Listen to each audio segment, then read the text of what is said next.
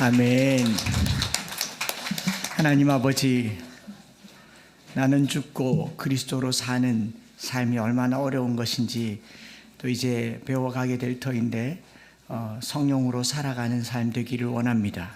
내 안에 죄의 옛 습관은 벗어버리고 성령의 새 옷을 입도록 도와주시고, 오늘부터 시작되는 기기감찬순을 통하여서 주 안에서 우리가 누리는 주님의 그 성품과 성정을 마음껏 고백하는 시간 되게 하여 주옵소서. 이 시간 주께 맡겨드리며 예수님 이름으로 기도드립니다. 아멘. 할렐루야. 영국의 작가죠. 침례교 설교자인 잘 아는 존 번연이라는 이름은 들어보셨을 겁니다.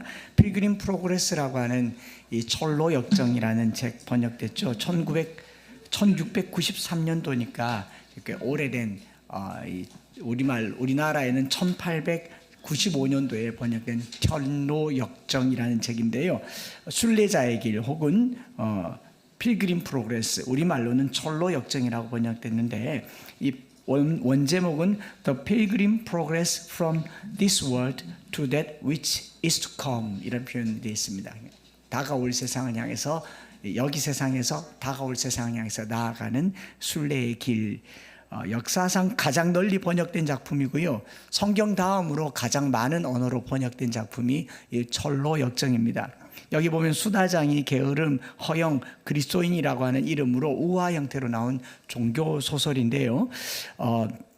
멸망을 앞둔 장망성, 이 그리스도인이라고 하는 사람, 이 성이 멸망할 것이라는 생각을 가지고 여기를 떠나서 장차 올 세상으로 하늘나라를 향해서 여행하는 내용인데, 주인공이 멸망에서 건진받아서 하나님 나라에 이르기까지 그 고난을 주제로 만들어진 내용이 이제 그 철로 역정인데, 그 존 번연 목사님이 생전에 1권을 출판하고 1권이 출판되기 전에 죽었죠. 쓰고 난 글이 사후에 2권이 출판됐는데 11쇄까지 나오고 각쇄가 만 부까지 나왔어요. 1600년대에 그러니까 11만 부가 나온 거죠. 고대로 치면은, 고대가 아니라 1600년대 당시로 치면 어마어마한 부수이고 성경 다음가는 베스트셀러가 되었다고 합니다. 우리나라에서도 금방 화면에 본 것처럼 이 캐나다 선교사이신 제임스 게일이라고 하는 분이 1895년에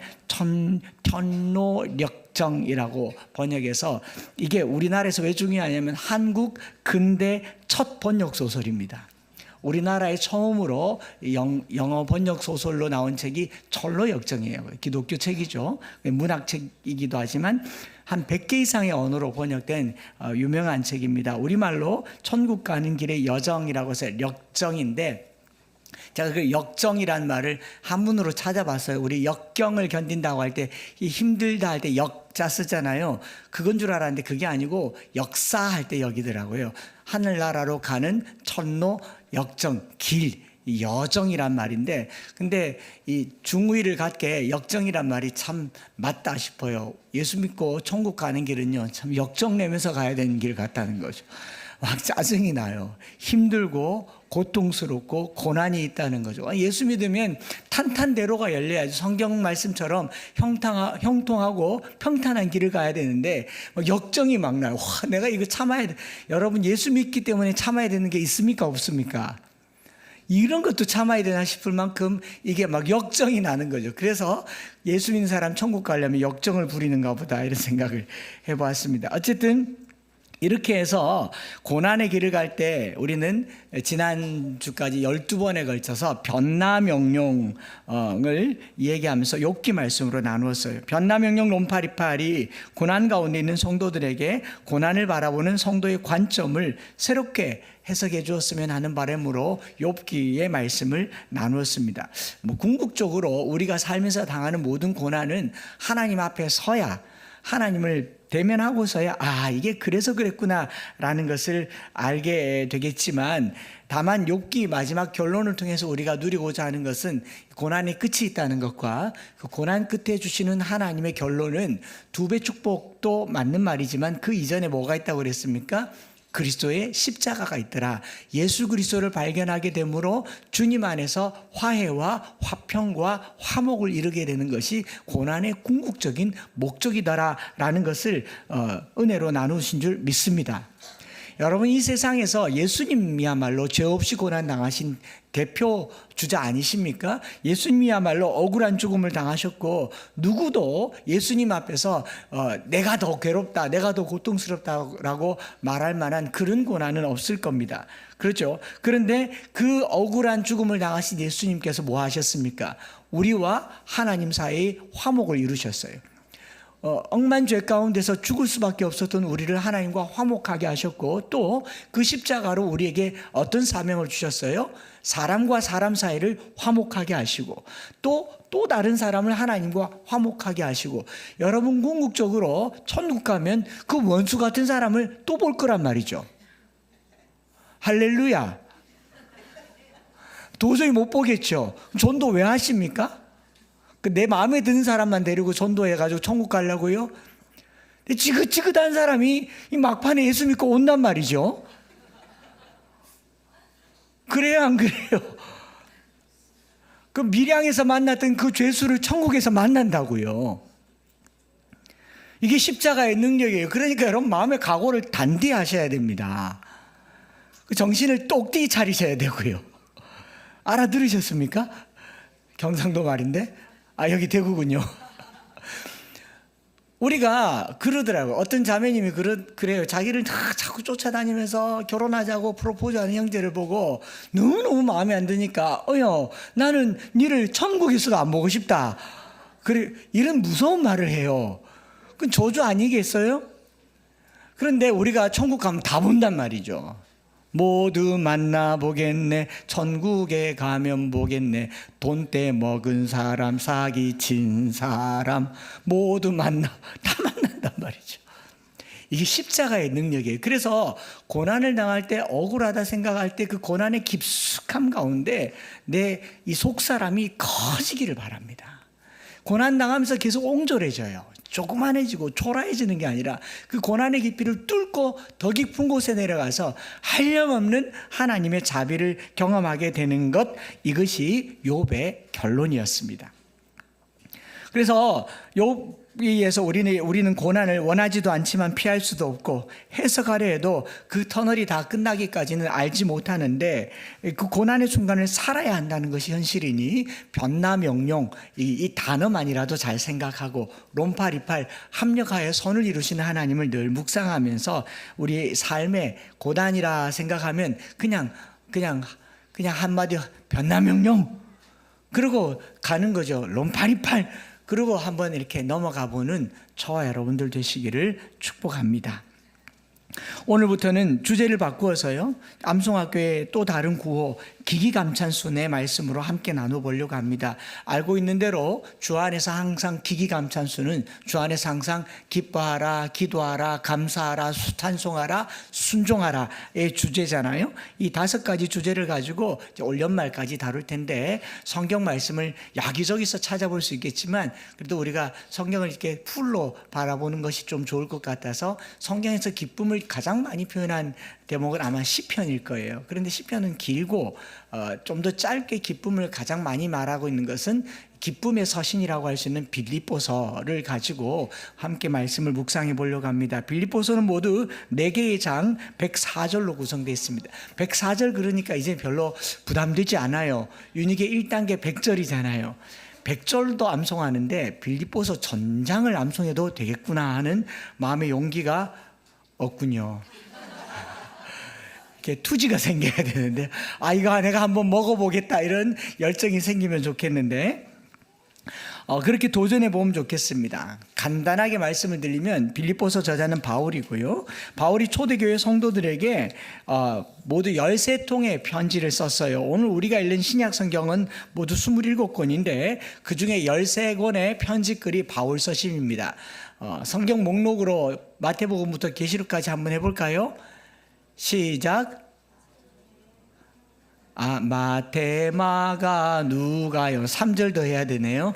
우리 그리하지 않죠? 마망록, 요행, 롬, 고정, 고갈, 에필골, 살전사로, 뒷모니안, 약. 배전배두 살전사루 요리삼육에 맞죠? 뒷문이학 고담 뒷문이학 요리삼육에 이렇게 쭉 달아가잖아요. 그 27권 중에 13권을 바울이 썼고 그 바울이 쓴 편지글 중에 하나가 빌립보서이고 빌립보서는 에베소, 빌립보, 골로새 이 세 권의 편지가 감옥에서 원래는 빌레몬서까지 감옥에 썼지만 빌레몬서는 개인에게 보내는 편지라고 해서 목회서신이라고 옥중서신이라고 하는 것은 에베소, 빌립보, 골로새 뭐 추가로 빌레몬서 포함시키기도 하고 안 시키기도 하는 감옥에서 쓴 옥중서신이라고 합니다. 이 빌립보라고 하는 도시의 배경과 빌립보서 전체에 관한 이야기는 다음 주부터 서서히 풀어가면서 말씀을 나누기로 하고 이 뭐 빌립보서를 기록한 곳이 감옥이라고 하는 것은 이견이 없지만 어디 감옥인가 하는 것은 여러 의견들이 있습니다. 한 3가지 정도의 견해가 있습니다. 책에 보면 잘 나와 있고요. 대체로 신학자들은 이 시위대라고 하니까 로마에 있는 감옥이었을 것이다 라고 생각하고 사도 바울은 로마의 감옥에서 2년을 머물다가 거기서 순교하죠. 즉 빌립보서는 사도 바울이 죽기 직전에 쓴 마지막 서신과 같다라고 하는 겁니다. 자, 감옥에서 죽기 직전에 자기의 마음을 담아서 쓴 내용이 빌립보 교인들에게 쓴 내용이죠. 그런데 그 내용을 보면은 4장에 내게 후원을 해준 것에 대해서 나를 도와준 것에 대해서 감사하는 어떤 영수증 표시죠. 나를 이렇게 도와주셔서 감사하다라는 이 재정적인 지원에 대한 감사의 마음을 담고 있고요. 영치금 형태의 헌금을 가지고 겨우 생존해 있는 감옥 생활이에요. 그런데도 내용을 들여다보면 사도 바울이 내가 지금 처절하다, 감옥에서 못 먹고 있다, 저 로마 군사들이 나를 괴롭히고 있다, 내가 로마 시민인데 시민 대접을 받지 못한다, 비참하다, 이런 표현은 단 한 구절도 찾아볼 수 없고 구석구석에 나의 기쁨을 넘치게 하라, 기뻐하라, 항상 기뻐하라, 주 안에서 기뻐하라, 다시 말하노니 기뻐하라, 이런 기쁨이란 표현이 많이 나와 있습니다. 빌립보서 전체에 16번에 걸쳐서 기쁨에 관한 어휘가 등장하고 있다는 겁니다. 그래서 빌립보서는 결론적으로 주 안에서 항상 기뻐하라라는 주제로 마감되기 때문에 기기감찬순을 하면서 빌립보서를 가지고 오게 되었다라는 거죠. 오늘 우리가 기기감찬순 첫 번째 기뻐하라를 다루기 전에 2장 말씀을 먼저 가지고 와서 주 안에서 항상이라는 제목으로 말씀을 나누려고 하는데요. 여러분, 기뻐하라라는 말은 굳이 교회에서만 말하지 않아도 어디서나 다 하는 말입니다. 병원에 가면 기쁘게 사세요. 선생님 기쁠 일이 어디 있습니까? 기뻐야 기쁜 게 아니라 기뻐하다 보면 기뻐집니다. 이렇게까지 말하면서 기뻐하라고 얘기하죠. 그렇죠? 손뼉을 쳐라, 감사해라. 안 믿는 사람도 감사일기를 쓰라고 합니다. 이게 신체에도 직접 영향을 주니까. 그 반대가 되는 스트레스나 슬픔, 우울, 분노는 우리 신체에 장애를 주는 마이너스 요인이 되기까지 하잖아요. 이런 기쁨, 감사, 긍정의 사고, 거울 보고 웃기, 박수치기, 감사일기 쓰기, 웃을 일이 있어서 웃는 게 아니라 웃다 보면 웃을 일이 생깁니다. 이런 심리학적인 용어에서 기쁨은 상당히 중요한 말인데 왜 교회에서 특별히 사도 바울이 주 안에서 항상 기뻐하라라고 했는지를 조금 원초적으로 살펴보려고 하는 겁니다. 기뻐한다라고 하는 정서가 우리 인생에 아주 중요하게 긍정적인 시그널을 줍니다. 아주 옛날에 흑백 TV가 있는지도 여러분들은 모르던 그 옛날 시대에 우리나라의 코미디언들이 나와서 나온 첫 번째 아마 초대 코미디 프로그램 중에 뭐가 있습니까? 웃으면 복이 와요. 웃으면 소문난 복네. 웃으면 복이 온다라고 얘기하잖아요. 웃어보세요. 옛다 복 받으세요. 그러니까 우리가 웃기만 해도 복이 온다라고 하는데 이 사고에서요, 기뻐하는 정서가 우리에게 중요한 긍정적인 사고, 하도 웃을 일이 없으니까 웃음을 찾는 사람들, 나중에는 웃다가 웃는 걸 경쟁 붙어가지고 뭐 콘서트도 하다가 요즘은 무슨 리그전도 하고 그러잖아요. 그런데 이게 손대지 말아야 될 곳에. 네. 모든 일에 기쁨을 가질 수는 없잖아요. 기쁨이 좋긴 하지만 모든 일이 기쁘십니까? 사도 바울이 명령했는데 항상 기뻐하라고 했는데 기뻐요, 안 기뻐? 표정 한번 보세요. 이런 표정 있잖아요. 어떻게 항상 기뻐해요? 우리가 사실은 모든 일이 기쁘면 좋지만 기쁘지 않아도 살아야 돼요. 밥도 기쁘게 먹으면 양약이고, 일도 기쁘게 하면 보람이 있고, 공부도 기쁘게 하면 성적이 잘 오른다고 하지만 설령 기쁘지 않아도 밥을 먹어야 되고요, 기쁘지 않아도 일을 해야 되고, 기쁘지 않아도 공부는 해야 되고. 근데 공부할 기분이 안, 언제 기분 좋아서 공부한 적 있어요? 그건 있을 수 없는 일이잖아요. 예, 급 공감하잖아요. 이런 거 어디서 배우는지 모르겠어요. 때로는 이를 악물고서라도 살아가야 하는 게 인생입니다. 싫지만 아니 꼬워서라도 살아가야 하는 게 인생인데, 어떻게 하면 매일 항상 모든 일에 기쁨을 가지고 살 수 있을까? 저는 오늘 빌립보서를 다루면서 우리의 삶의 질이 상황에 관계없이, 환경에 관계없이 내 본질에서, 본성에서 우러나오는 기쁨이 흘러넘치는 그런 저와 여러분들 되시기를 축복합니다. 성령이 충만하듯이 기쁨도 충만해서 내게서 흘러나가서 주변 사람들이 뭔 좋은 일이 그렇게 많은가 물어보는 그런 기쁨이 있어야 될 줄 믿습니다. 그걸 기쁨이라고 얘기해요. 빌립보서를 함께 묵상하면서 제가 나눌 수 있는 것은요, 이 기쁨은 세상이 권하는, 세상이 주는 그런 기쁨과 다르다는 거죠. 세상이 줄 수도 없는, 사도 바울이 옥중에 갇혀서 이제 곧 죽음을 코앞에 두고 언제 사형당할지도 모르는 상황에서 그가 권면하는 이 기쁨, 환난 가운데 있는 성도들에게 예수가 주라고 말하는 그 순간 로마 황제가 지배하는 그 빌립보 상황에서는 바울과 같이 다 감옥에 갈 수도 있는 이런 두려운 상황에서 기쁨을 가지고 살아갈 수 있는 것이 성도들의 삶의 에너지의 원천이라는 거예요. 오늘 우리 교회에서요, 우리네 교회에서 잘 보세요. 성도들이 기뻐하라는 말을 듣고 기쁨을 가지고 있다고 하지만 생각보다 찬양할 때 외에는 기쁘질 않아요. 찬양도 꼭 기뻐하는 찬양을 몇 곡 넣어야 기쁘지, 그걸 제외하고는 기쁘질 않아요. 그러니까 제가 하찮은 그 아직의 글을 해가면서까지 여러분들 웃기려고 하는데, 이제는 면역이 생겨가지고 저 봐라 또 시작이다. 요즘 청년들은 저를 보고 뭐라고 하냐, 이래요. 이게 뭔 의미인지 아시죠? 너무하네. 하도 안 웃으니까. 그리고 얘기 끝마다 차별금지법 동성애 우리 교회 큰일 났다 소리만 자꾸 하고, 정말 큰 기쁨을 누리시기 축복합니다. 세상이 뒤집어져도 빼앗아갈 수 없는 그 기쁨이 우리에게 있어요. 요한복음 14장 27절에 평안을 너희에게 끼치노니 곧 나의 평안을 너희에게 주노라. 내가 너희에게 주는 것은 세상이 주는 것과 같이 아니하니라. 너희는 마음에 근심하지도 말고 두려워하지도 말라. 내 기쁨을 앗아가는 그 두려움 가운데 예수님은 평안하라고 얘기하시고, 또 사도 바울은 기뻐하라고 얘기하잖아요. 그래서 이 기쁨의 원초적인 그 에너지가 어디 있는지를 빌립보서 2장에서 살펴보려고 하는 겁니다. 주님이 주시는 기쁨은요, 세상이 줄 수 없는 하늘의 기쁨이에요. 제가 성경에 보니까 이 기쁨과 관련된 어휘들은 무수하게 많더라고요.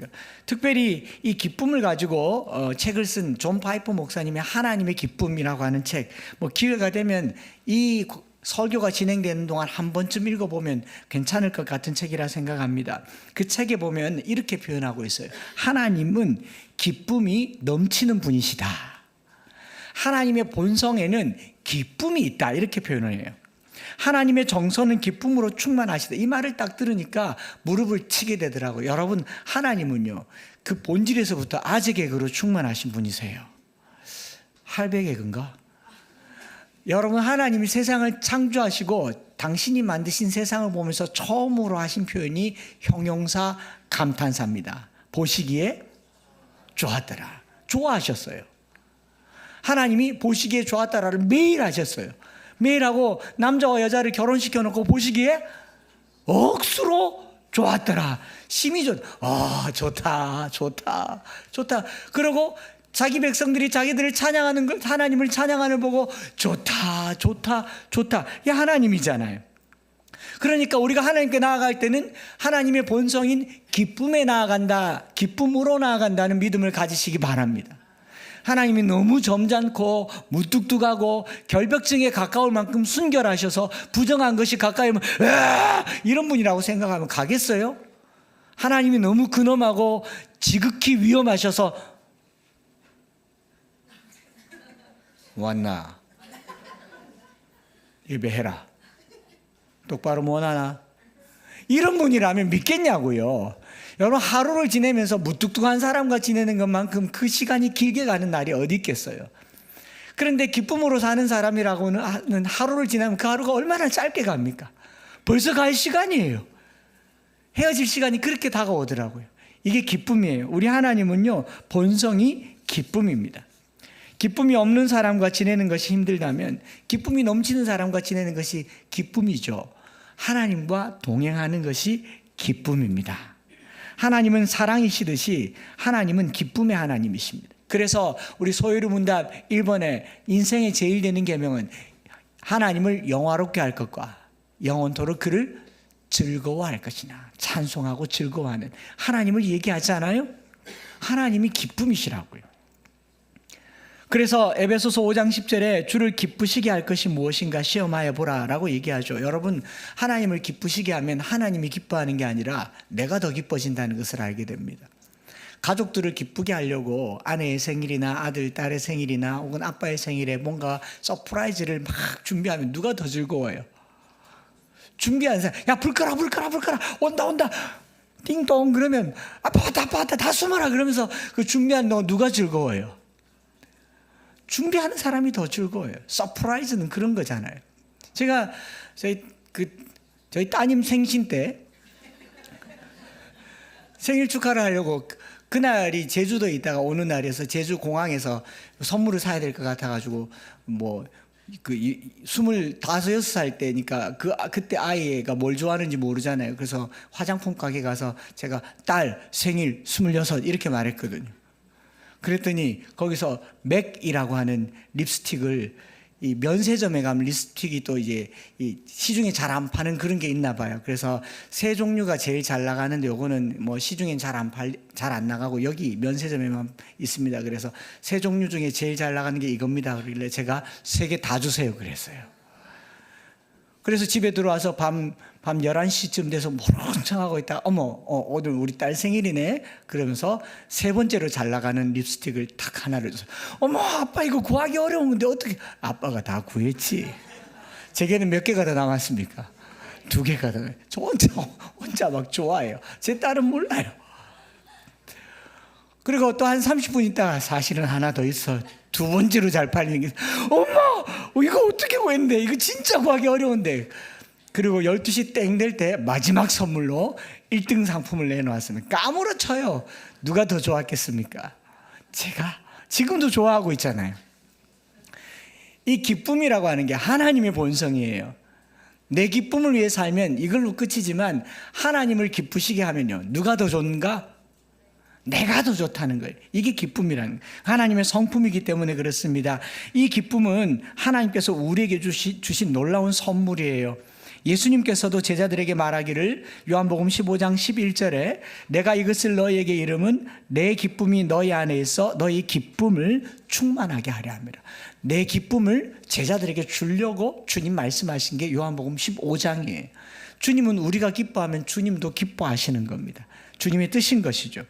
예수님 안에도 기쁨이 있어요. 바울 서신 곳곳에서 기뻐하라, 내가 다시 말하노니 기뻐하라, 항상 기뻐하라, 기뻐하라 라고 얘기합니다. 하나님의 본성 안에 숨겨져 있는 이 기쁨으로 하나님께 나아갈 때 우리 시편 100편 암송 어떻게 합니까? 온 땅이여 여호와께 즐거운 찬송을 부를지어다. 기쁨으로 여호와를 섬기며 노래하면서 그의 앞에 나아갈지어다. 주일날 아침에 일어날 때 왜 이렇게 시간이 빨리 가노? 피곤한데 어거지로 오는 사람하고 벌떡 일어나서 기쁨으로 오는 사람하고 누가 더 좋겠습니까? 그래서 제가 우리 성도분들에게 교회 올 때 친정 가듯이 오라 하십니까? 시댁 가듯이 가라 합니까? 시댁 가야지 그럽니까? 친정은 2달 후에 가려고 날 잡아놨는데 벌써부터 짐 싸잖아요. 좋은 거죠. 우리 친구들 기말고사 치고 PC방 가기로 약속했으면 PC방은 약하군요. 기말고사 치고 롯데월드 가기로 약속돼 있으면 벌써 기말고사를 기다리지 않겠습니까? 롯데월드가 있으니까 기쁨이라는 거예요. 기쁨이라는 거. 에베소서 1장 5절에서도 그 기쁘신 뜻대로 우리를 예정하사 예수 그리스도로 말미암아 자기의 아들들이 되게 하셨으니, 저는 이 말씀 읽고 마음에 에베소서 1장에 이렇게 말하죠. 우리가 하나님의 자녀 되는 것을 뭐라고요? 하나님의 기쁘신 뜻이다. 자력 구제가 불가능한 죄덩어리인 우리를 하나님의 자녀 삼는 게 하나님께서 개평 뜯어주듯이 너 구원받아, 너 구원받아가 아니라 기쁘신 뜻대로 우리를 구원하셨다라는 거예요. 그래서 예수님과 함께 있는 것, 하나님을 만나는 것, 하나님 안에서 그 기쁨이 충만한 거죠. 우리 독서 북독고 할 때 우리 청년 중에 한 분이 스바냐 3장 17절 얘기했잖아요. 너희 하나님 여호와가 너희 가운데 계시니 그는 구원을 베푸실 전능자시라. 그가 너로 말미암아 기쁨을 이기지 못하여 하시며 즐거이 부르며 기뻐하시리라. 하나님이 저와 여러분들을 보며 기뻐하신다는 거예요. 이 기쁨은 하나님의 성품에 들어가 있는 것이니 성도가 기뻐하는 것은 마땅한 일입니다. 그래서 성도의 기쁨을 제어하는, 이 빼앗아가는 모든 것들을 제거하는 것이 오늘 우리가 해야 될 일 중에 하나이고요. 기뻐할 만한 뭐가 이 환경에서 오는 게 아닙니다. 외부에서 오는 것도 아니고 물질로부터 오는 것 아니고 만난 거 먹어서 오는 것 아니고 본성에 있는 기쁨, 그 기쁨을 찾아가는 기기감찬순의 시간이 되기를 바랍니다. 갓난아이들이 갓 태어나면요, 자고 있는 동안에도 웃어요. 아세요? 여기 권사님들이, 간호사분들이 더 잘 아시겠네. 자는데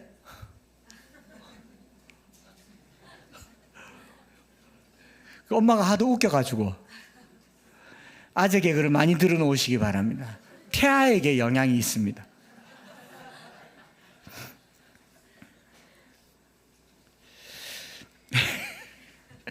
그 베네루스미라고 하죠. 갓 태어난 아이는 신생아 때 하루에 한 300번 정도 웃는데요. 근데 성인들은요, 300번은 그냥 30번도 웃을 일이 없어요. 시간이 지날수록, 날이 갈수록 우리의 기쁨을 계속 빼앗는 겁니다. 살면서 우는 날이 더 많아요. 화내는 날이 더 많고 짜증날 날이 더 많아요. 우리 인생을 기쁨으로 만들어가는 그 비결, 그 기쁨의 첫 단추를 오늘 빌립보서 2장에서부터 시작하려고 하고요. 이 기쁨과 관련해서 다음 주부터 다루게 되겠지만, 이 기쁨, 기도, 감사, 찬송, 순종의 가장 원천이 되는 첫 수식어는 주 안에서 항상이라는 이 말을 묵상해 보려고 하는 겁니다. 우리가 읽은 빌립보서 2장 1절부터 11절, 그 중에서 2절부터 11절은 찬송시라고 합니다. 예수 그리스도를 노래하는 노래예요. 학자들은 이게 장르가 다르다 보니까 편집글에 시가 들어오니까 뜬금없이 들어왔다고 해서 이것만 따로 떼어서 연구하기도 했습니다만은, 결론적으로 이것이 여기 들어와 있기 때문에 1장, 2장, 3장, 4장이 매끄럽다라고 얘기합니다. 그 사도 바울이 감옥에 갇혀서 모진고난을 당하고 고린도서에 바울이 얼마나 많은 고통을 당했는지를 알고 있잖아요. 그 인생의 질고를 겪으면서 자기 삶 전부를 통틀어서 이 삶의 결론이 기쁨일 수밖에 없는 이유는 바로 2장 5절부터 11절까지 있는 이 내용이다 라는 겁니다. 여러분들이 이것을 암송하시면서 기쁨이 사라질 때마다 이 본문을 묵상하시면 좋겠습니다. 이 본문으로 예수 그리스도의 마음을 가지시기를 축복합니다. 바울은 이걸 중요하게 여기는 거죠. 그래서 기뻐하고 겸손함으로 서로 대하라고 권면하고 있는 1장의 내용이나 2장 바로 앞에 그리스도 안에 무슨 권면이나 사랑에 무슨 위로나 성령의 무슨 교제나 긍휼이나 자비가 있거든 마음을 같이 하는데, 어떤 마음을 같이 해야 되느냐, 같은 사랑 뜻을 합하여 한 마음을 품어야 되는데, 또 겸손한 마음으로 각각 자기보다 남을 낮게 여겨야 되는데, 이 마음을 얘기하면서요, 무슨 마음이요? 너희 안에 이 마음을 품으라. 곧 그리스도 예수의 마음이, 이 마음, 주님을 품으라는 거예요. 예수 그리스도의 그 마음을 품으라는 겁니다. 이게 있어야 기쁨이 생기고, 이게 있어야 감사가 생기고, 이게 있어야 찬송이 생기고, 이게 있어야 순종할 수 있는 마음이 생긴다라는 겁니다. 그래서 예수 그리스도의 모범을 우리가 바라보면서 주 안에서 항상이라고 얘기할 때요, 주 안에서가 중요하다라는 거예요. In Christ and Christo라는 거죠. 우리의 기쁨은 세상에서 얻을 수 있는 것이 아니라는 겁니다. 주님 안에 있는 기쁨, 하나님의 성정, 하나님의 속성에 담겨 있는 기쁨, 주님으로 말미암아 기뻐하는 저와 여러분들 되시기를 축복합니다. 기뻐하라, 이 마음을 가져라라고 말하는 그 마음이 뭐냐? 6절부터 나와 있죠. 짧게 봅니다. 그는 근본 하나님의 본체이시나, 형체라고도 말하는 모르페라고 하는 말은 형상을 두고 말하지 않죠. 하나님은 형상이 없지 않습니까? 속성을 두고 말하는 거죠. 하나님은 성품을 말하는 건데 신분을 결정하는 중요한 유전자와 같은 겁니다. 예수님은 하나님이신 거죠. 하나님이시지만, 하나님과 함께 존재하시지만 in the form of God, 하나님의 형상이시지만, 그러나 자기를 비웠다라고 얘기하죠. 동등됨을 취할 것으로 여기지 아니하시고 7절, 자기를 비워 종의 형체를 가지사 사람들과 같이 되었다라고 얘기를 하고 있습니다. 여기 비웠다, 또 종의 형체를 가졌다, 사람들과 같이 되었다라고 하는 이 모든 것들은 비웠다라고 하는 주동사에서 연유되는데, 하나님이신데 하나님이신 자기 자신을 비운 거죠. 그걸 우리식 표현을 하면 권리를 포기한 겁니다. 자기가 누릴 수 있는 권리와 권세와 영광을 내려놓은 거예요. 심지어 자기를 낮추기까지 하셨는데 얼마나 낮추셨는가? 8절, 사람의 모양으로 나타나사 자기를 낮추시고 죽기까지 복종하셨으니 곧 십자가에서 죽음이라. 낮추셨는데 어디까지 낮추셨느냐? 죽음에 이르기까지 낮추셨다. 여러분, 참다 못 참으면 참은 겁니까? 못 참은 겁니까? 많이 참은 거지만 참은 겁니까? 못 참은 거? 못 참은 거죠. 주님은 참다 마지막에 어떻게 해요? 자기를 죽기까지. 이 죽음이라고 하는 건요, 굉장히 무서운 단어입니다. 여러분, 우리가 많이 낮아졌다가 아닙니다. 죽음에 이르기까지 낮아지는 것을 낮아짐이라고 얘기합니다. 제가 최근에 나는 죽고 예수로 사는 사람, 그 유기성 목사님의 책을 보니까 갈라디아서 2장 20절 오늘 우리가 암송을 했잖아요. 한번 따라해 볼까요? 나는 죽었다. 나는 죽었다. 죽은 사람 왜 말합니까? 그럼 이 말은 누가 하는 거예요? 예수로 하는 말이잖아요. 거기에 이런 표현이 있더라고요. 우리가 죽었다고 생각할 만큼 자기를 가장 낮추는 그 약한 낮춤도 내 삶에는 위대하게 영향을 끼친다. 완전히 죽지 않으면 우리는 여전히 살아 역사하게 된다. 이렇게 얘기를 해요. 내 안에 그냥 낮아지는 게 아니라 어떻게 해요? 죽기까지 복종하셨다라는 거예요. 그러니까 죽음이 코앞에 있을 때까지가 아니라 죽음에 이르도록 자기를 내어주신 분은 예수 그리스도밖에 없잖아요. 이 예수님의 마음을 가지라라는 말은 우리가 주님에 이르는 그런 낮아짐과 겸손함과 겸허함을 가지라라는 거죠. 완전히 죽어야 그리스도께서 살아나신다라는 표현과 같은 말인데, 이사야의 예언처럼 겸손의 왕인 거죠. 왕이시지만 왕노릇하지 않으셨고, 12군단을 부릴 권세를 가지셨지만 부리지 않으셨고, 권세를 내려놓으신 것을 자기를 비웠다라고 얘기합니다. 하나님은 이렇게 완전히 자기를 비운 예수 그리스도를 들어서 모든 이름 위에 뛰어난 이름을 갖게 하셨다라는 거예요. 우리가 주님 일할 때 꽤 오랜 시간 동안 공부를 열심히 해야, 사회적으로 영향력을 가져야, 재능이 있어야 하나님을 섬긴다. 또 교회에서 주님 일하십시오라고 나는 아는 게 없어서 할 수 있는 게 없어서 저는 못해요. 제가 늘 하는 말이잖아요. 모세는 혀도 짧아서 모세예요. 혀 짧아서 모세예요. 숫자도 모세에서 모세예요. 그랬다고 얘기하잖아요. 그런데 여러분, 하나님이 쓰실 수 있는 가장 위대한 조건은요, 가장 낮은 조건이라는 것을 믿으시기 바랍니다. 여러분, 우리가 너무 작고 초라해서 하나님이 못 쓰는 게 아니고요, 때로는 하나님이 우리가 너무 크고 위대해서 못 쓰는 거예요. 오죽하면 기드온에게 다 돌려보내라고 했습니까? 오늘 우리네 교회가 서명을 하고 사람이 모여서 국가에 영향력을 끼쳐서 하는 일이면 그거 사람이 하는 일이죠. 하나님이 하시는 일이 아니잖아요. 하나님에게는요, 한방이라는 게 있어요. 아세요, 그거? 그거를 신학 용어로는 신의 한 수라고 얘기합니다. 알아요, 몰라요? 여러분, 이걸 믿으셔야 돼요. 우리가 하나님께 쓰임받기에 가장 최적의 요건은요, 가장 낮아져 있을 때, 가장 무능할 때, 가장 무력할 때, 가장 쓸모없다고 생각할 때가 하나님이 됐다, 너 쓰면 좋겠다, 됐다. 내가 너를 들어 쓰겠다. 이게 하나님이 지금까지 우리를 썼던 방법입니다. 여러분들이 말하기를 그러잖아요. 저기 의사가 의사를 버리고 하나님께 쓰임받았다. 버렸으니까 쓰임받죠. 안 버리잖아요. 하버드 대학교를 나와가지고 그걸 포기했으니까 쓰임받죠. 가지고는 쓰임받기가 어렵더라 아닙니까? 근데 오늘 우리가 자본에 물들어 있으니까 힘이 있어야, 물질이 있어야 주를 섬긴다라고 얘기하는데, 예수님의 모범을 따라서 보면 예수님은 모든 것을 내려놓음으로 하나님께 쓰임받은 최초의 유일한 위대한 하나님이 되신 겁니다.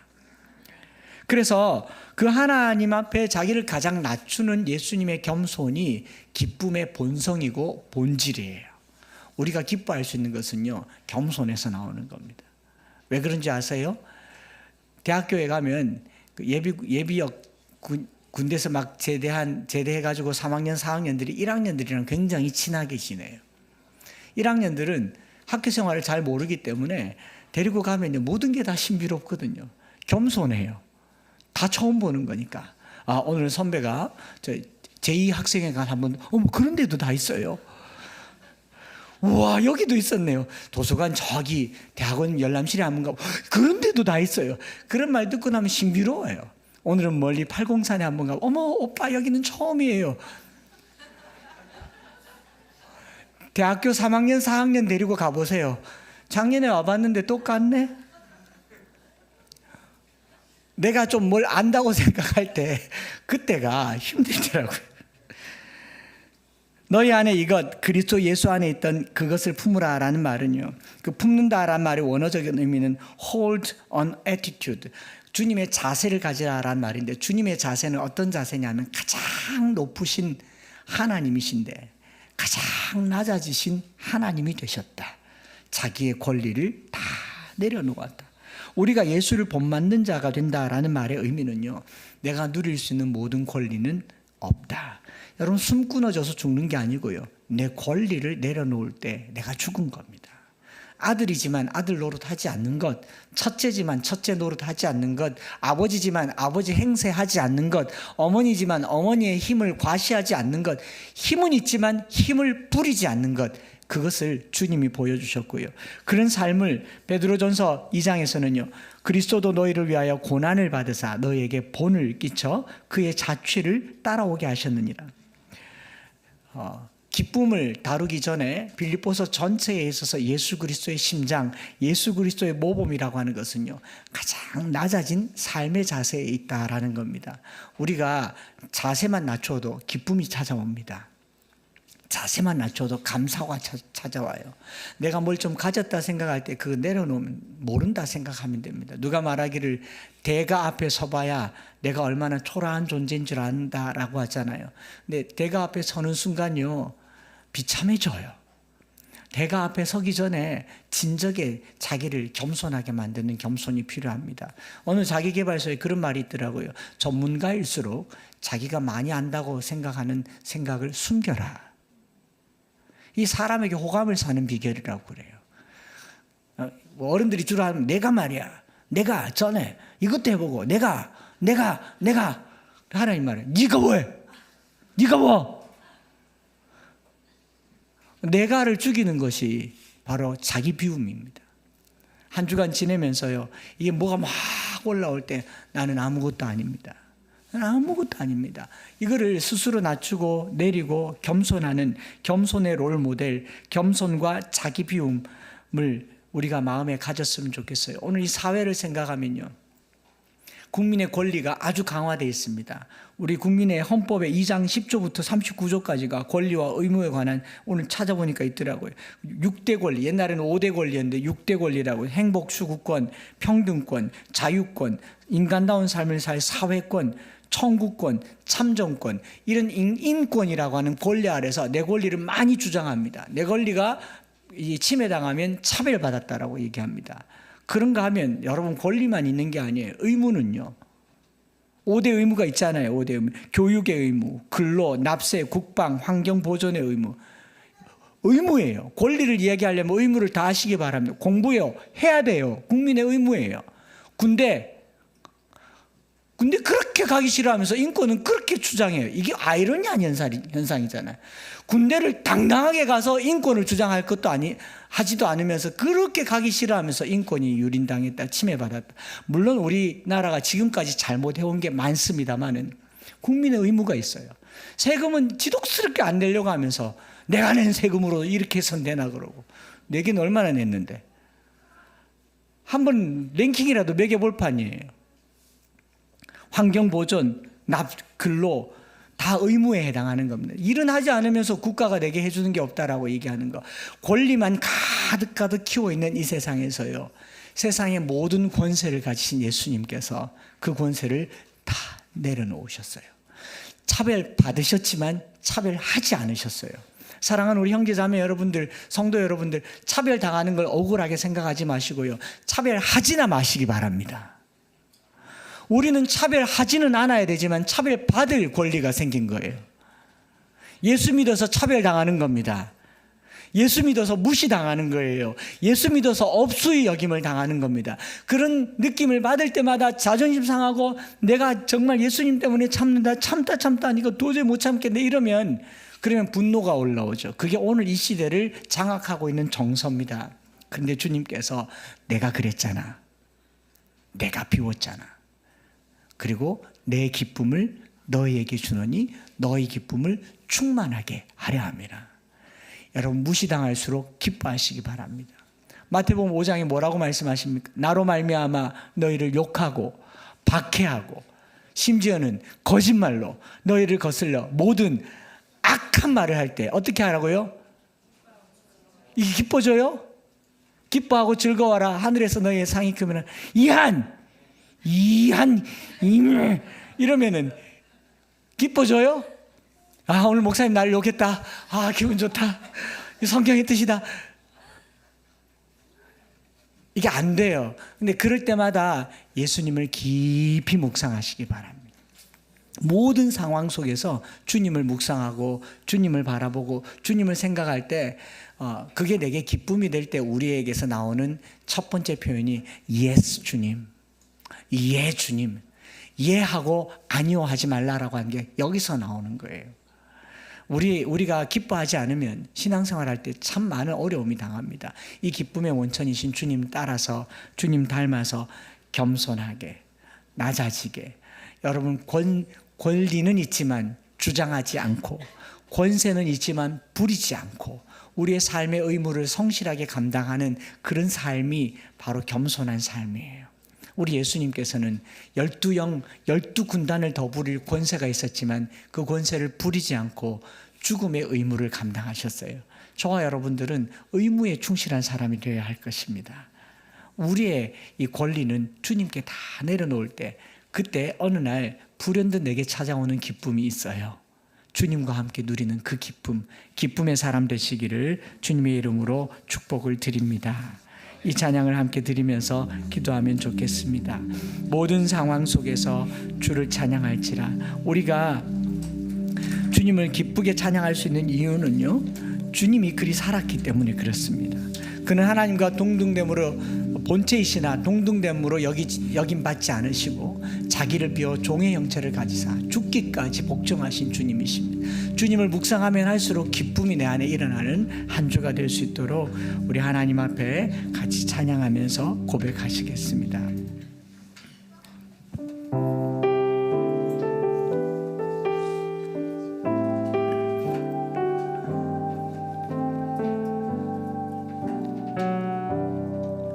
모든 상황 속에서 주를 찬양할지라.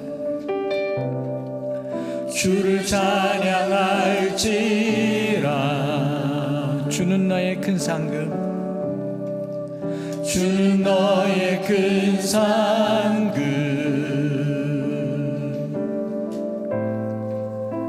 큰 도움이시라. 주의 얼굴 구할 때, 주의 얼굴 구하, 주의 영을 부으사,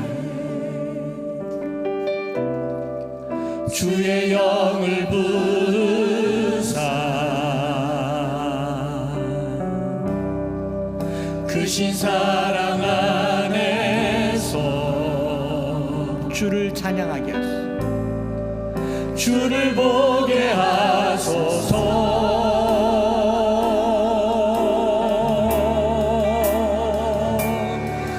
내 영혼이 확정되고 확정되어 싸우니 믿음의 눈 들어 주를 바라봅니다. 내 영혼이 확정되고 확정되어 싸우니 믿음의 눈 들어 주를 바라봅니다. 다시 한번 찬양하시겠습니다. 모든 상황 속에 우리가 주 안에서 항상 기뻐할 수 있는 것은 환경 때문이 아니라 상황 때문이 아니라 주님 때문입니다. 낮아지시고 자기의 권리를 내려놓으신 주님 바라보면서 그 주님이 나에게 상급이 될 때 우리는 기뻐할 수 있습니다. 큰 도움이시라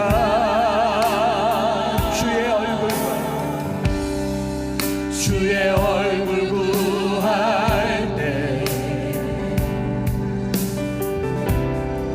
주의 영을 부으사 크신 사랑 안에서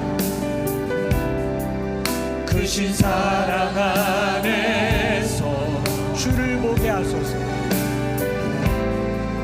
주를 보게 하소서. 내 영혼이 확정되었사오니 내 영혼이 확정되고 확정되었사 믿음의 눈을 들어 주를 바라봅니다. 주를 바라봅니다.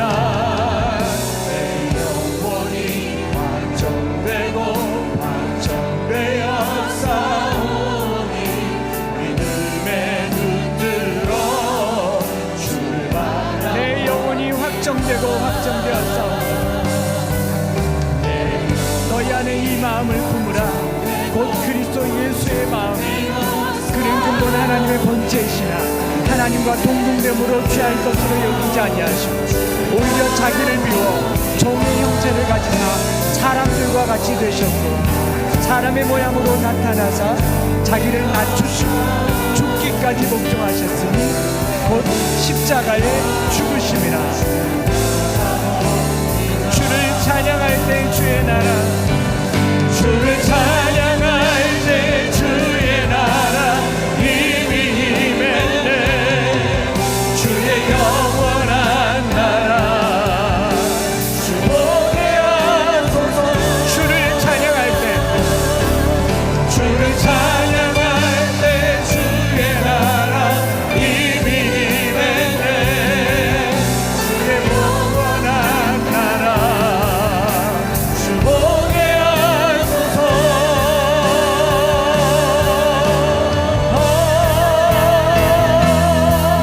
내 영혼이 확정되고 확정되어 싸운 믿음의 눈을 들어 주를 바라봅니다.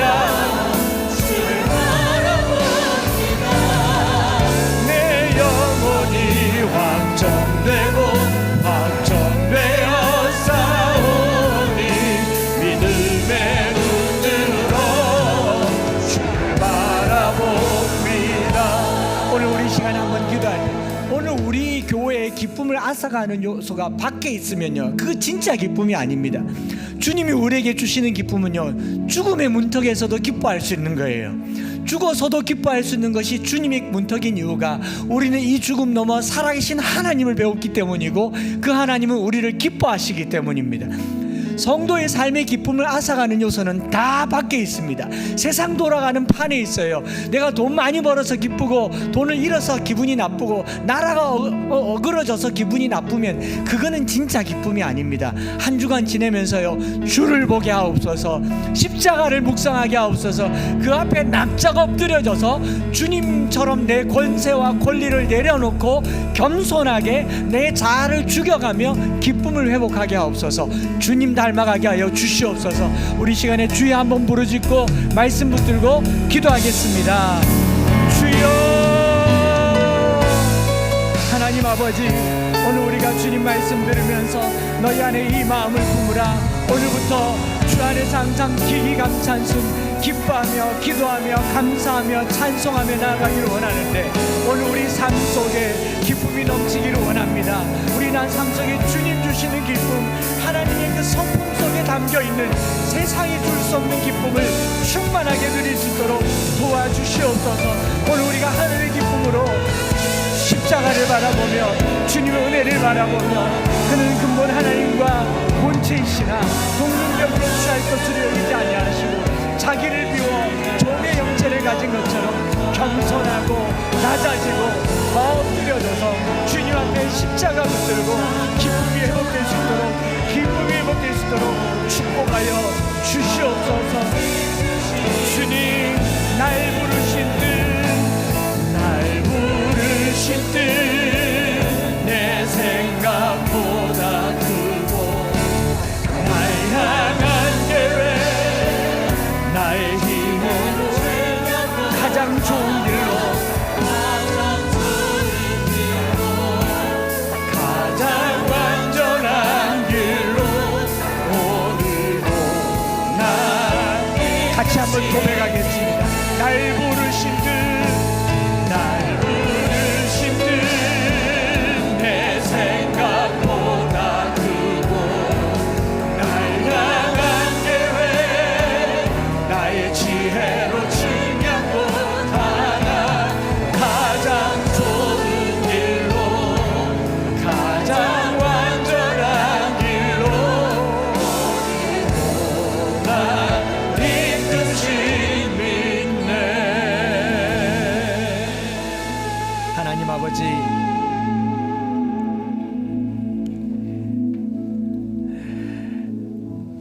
가장 좋은 길로, 가장 완전한 길로 인도하신 하나님을 믿지만 하루하루를 살아갈 때 기쁨이 그리 샘솟듯 솟아나지는 않는 것 같습니다.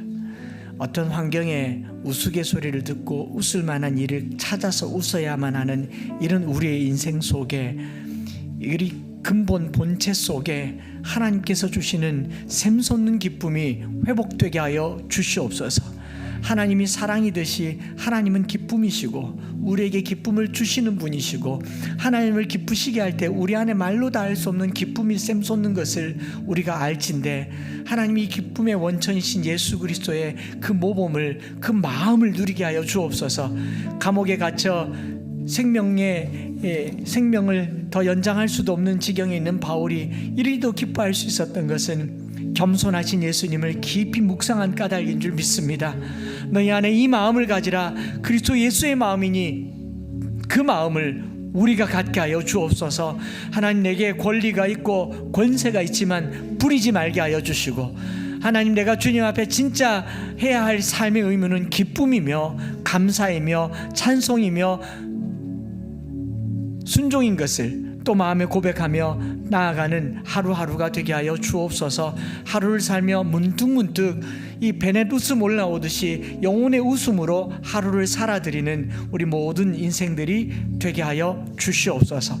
주님 앞에 감사의 마음을 담아서 기쁨과 순종하는 마음으로 10의 1조를 드리고 감사헌금을 드리고 주일 예물을 드리고 선교헌금, 비전헌금들을 드렸습니다. 하나님, 이 예물이 닿는 곳에 하늘의 기쁨이 만들어지기를 원합니다. 쓰여지는 곳마다 주님 기뻐하시는 일들이 많아지게 하여 주시옵소서. 오늘도 이 한 주간도 우리의 삶에 넘치는 기쁨이 우리의 겸손과 더불어 넘쳐나기를 간절히 빌고 원하오며, 주 예수 그리스도의 크신 은혜와 아버지 하나님의 변함없으신 사랑하심과 성령 하나님 위로교통 충만 역사하심이 예수 그리스도의 마음을 가지고 그의 겸손을 본받아서 내 본성 속에 하나님의 심어두신 그 기쁨을 회복시키기를 소망하는 사랑하는 모든 형제 자매들 머리 위에 이제로부터 영원토록 함께 있을지어다. 아멘.